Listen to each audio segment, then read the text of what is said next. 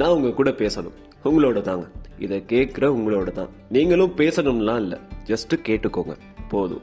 உங்களோட மனசு என் கூட பேசும். எங்க நீங்க சந்தோஷமா இருக்கீங்களா? நிஜமாலும் நான் சிரிச்சிட்டு இருக்கதை கேட்கல, உண்மையா மனசு நிம்மதியா இருக்கான்னு கேட்கிறேன். நாள் போக போக வேகமா வயசு போகுதோன்னு யோசிக்கிறீங்க தானே?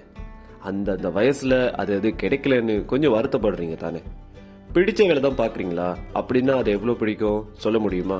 சரி, அதை விடுங்க. சந்தோஷம்னா இதான ஒரு தோட் வச்சிருப்பீங்கல்ல, ஒரு வாட்டி சந்தோஷம்னா என்ன, எப்படி இருக்குன்னு சொல்ல முடியுமா?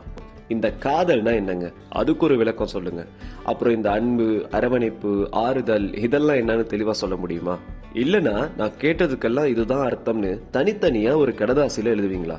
முடிஞ்சா அப்புறமா ட்ரை பண்ணி பாருங்க. ஏங்க, நீங்க அர்த்தத்தை தேடி அதை படிச்சு அதுக்கப்புறம் வாழலாம்னு நினைக்கிறீங்க, கரெக்டா? இப்போ உழைச்சி நிறைய சேர்த்து அப்புறம் சந்தோஷமா வாழ நினைக்கலாம்ன்றது மாதிரி என்ன பொறுத்த வரைக்கும் வாழ்க்கைக்கு என்ன டெபினிஷன் சரியா யாராலையும் சொல்ல முடியாதுங்க.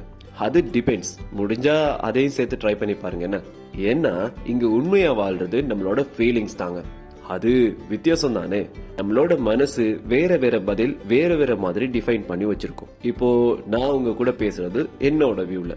நீங்க எப்போ சரி ஒரு நாள் எக்ஸசைஸ் செய்யறதையோ புக்ஸ் படிக்கிறதையோ எதுவும் புதுசா கத்துக்கிறதையோ ஆரம்பிக்கும் போது இதை கத்துக்கிட்டதுக்கு அப்புறம் வாழ்க்கையை மாத்திக்கலாம்னு யோசிச்சிருப்பீங்கல்ல, கரெக்டா?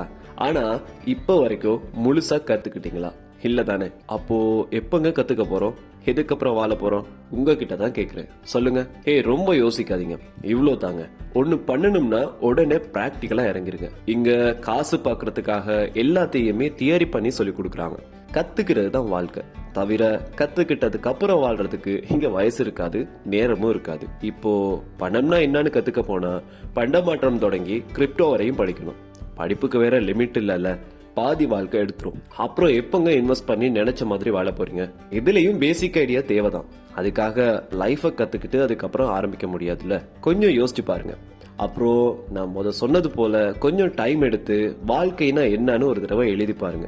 கண்டிப்பா அதை நீங்க வாசிக்கிற ஒவ்வொரு சிச்சுவேஷன்லயும் கரெக்ஷன் பண்ணிட்டே இருப்பீங்க.